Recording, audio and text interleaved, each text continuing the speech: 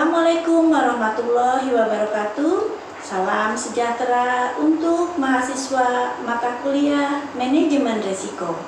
Hari ini kita memasuki perkuliahan yang ke-13 di mana kita akan membahas terkait resiko perbankan.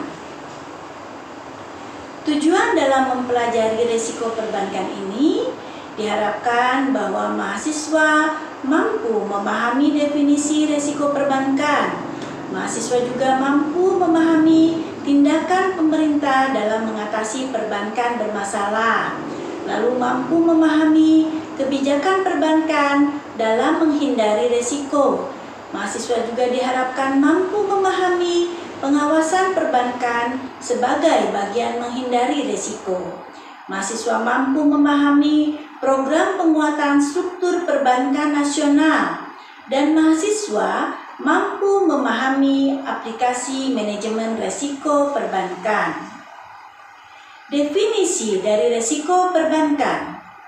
Resiko perbankan adalah resiko yang dialami oleh sektor bisnis perbankan sebagai bentuk dari berbagai keputusan yang dilakukan dalam berbagai bidang, seperti keputusan penyaluran kredit, penerbitan kartu kredit, valuta asing, inkaso, dan berbagai bentuk keputusan finansial lainnya, di mana itu telah menimbulkan kerugian bagi perbankan tersebut, dan kerugian tersebut adalah dalam bentuk finansial.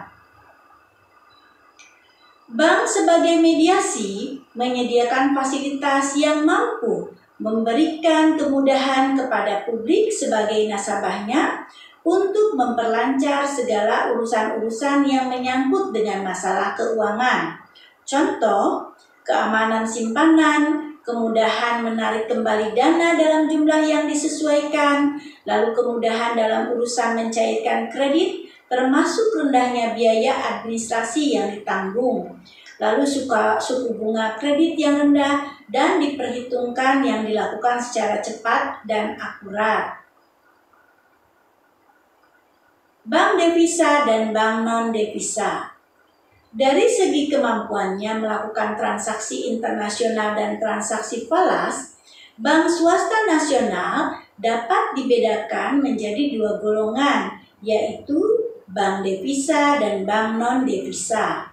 Bank devisa adalah bank yang dapat mengadakan transaksi internasional seperti ekspor dan impor, lalu jual beli falas, dan segala aktivitas lainnya yang sejenis. Contohnya adalah Bank Mandiri, Bank BNI, dan BCA. Bank non-devisa adalah bank yang dalam aktivitasnya tidak dapat mengadakan transaksi internasional.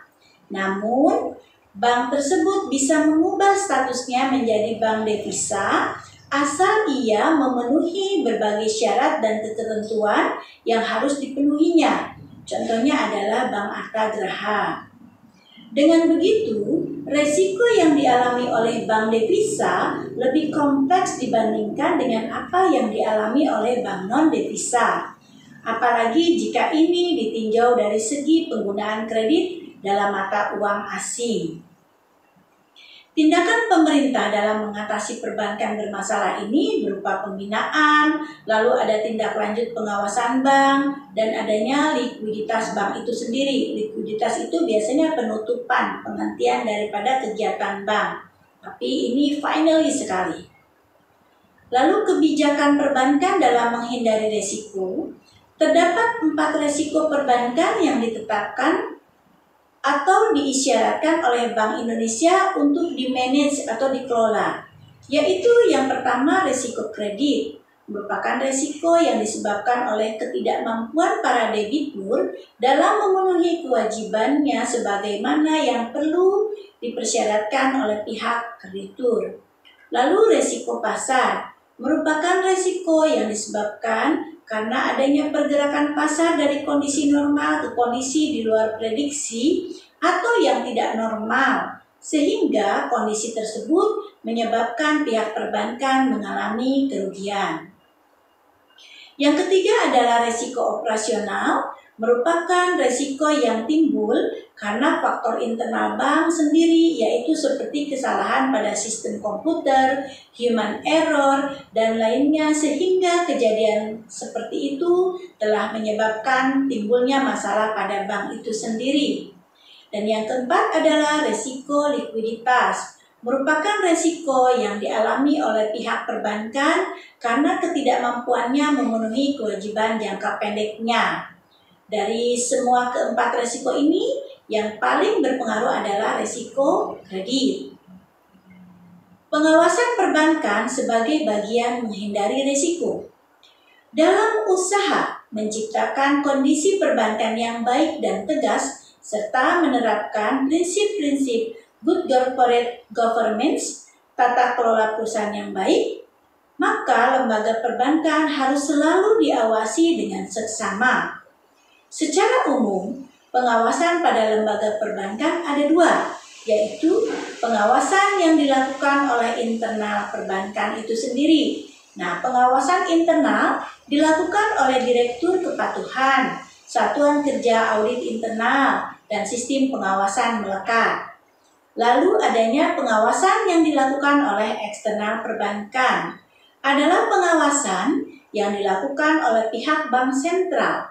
Di sini, setiap lembaga perbankan berkewajiban untuk memberikan laporan keuangan dalam bentuk tertulis dan itu bersifat berkala. Pengawasan yang telah dilakukan tersebut harus diikuti oleh tindakan pemeriksaan yang baik.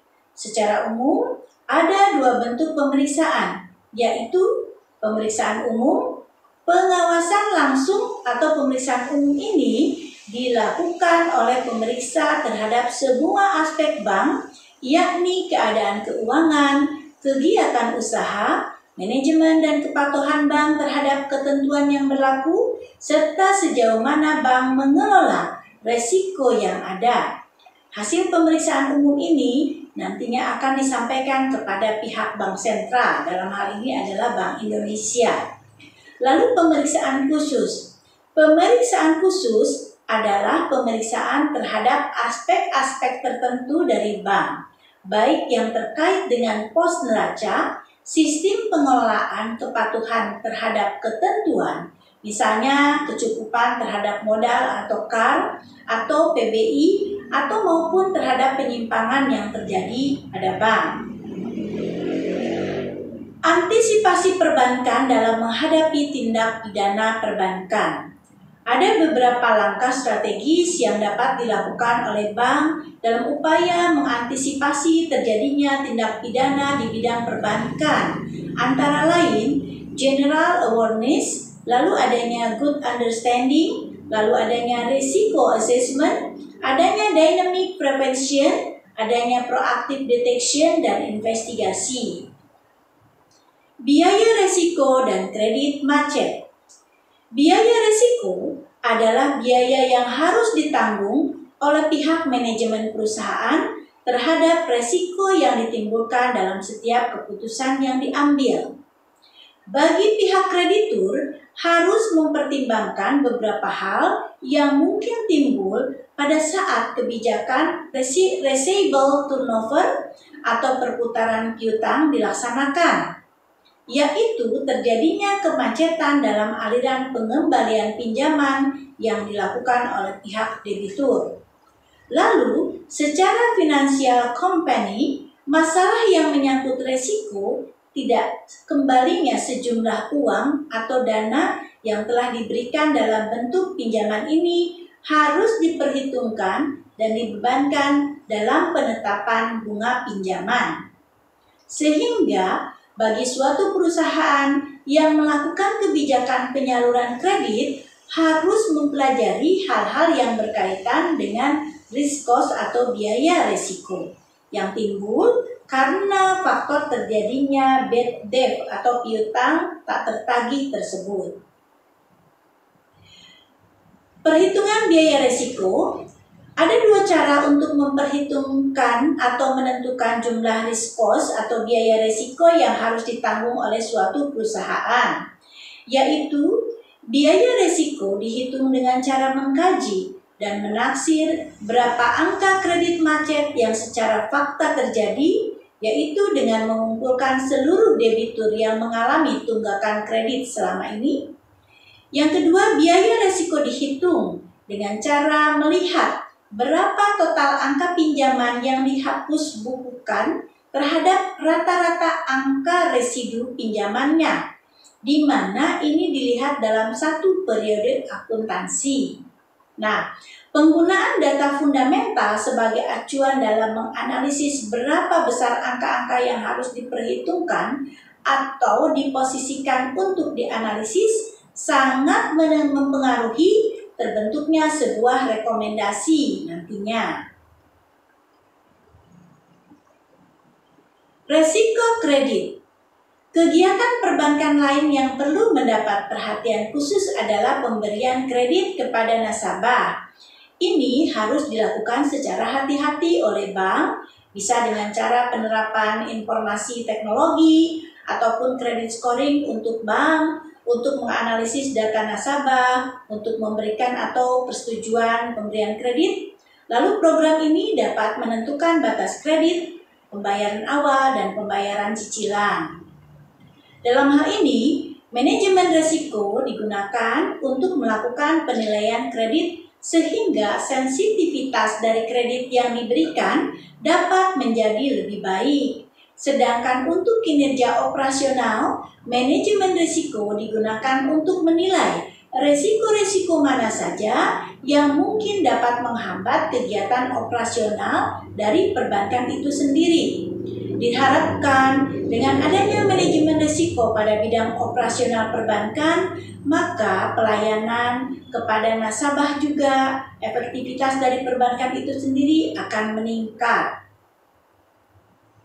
Nah, tugas dari kalian semua adalah berdasarkan hasil riset disebutkan bahwa risiko terbesar yang dialami oleh pihak perbankan adalah risiko kredit. Tolong dijelaskan pendapat Anda. Demikianlah perkuliahan hari ini kita akhiri. Saya sekali lagi berharap semuanya tetap menjaga protap K3, menjaga kesehatan, dan diharapkan bahwa kalian dapat mengikuti pada perkuliahan sesi berikutnya. Terima kasih atas kehadirannya. Wabillahi taufiq wal hidayah. Wassalamualaikum warahmatullahi wabarakatuh.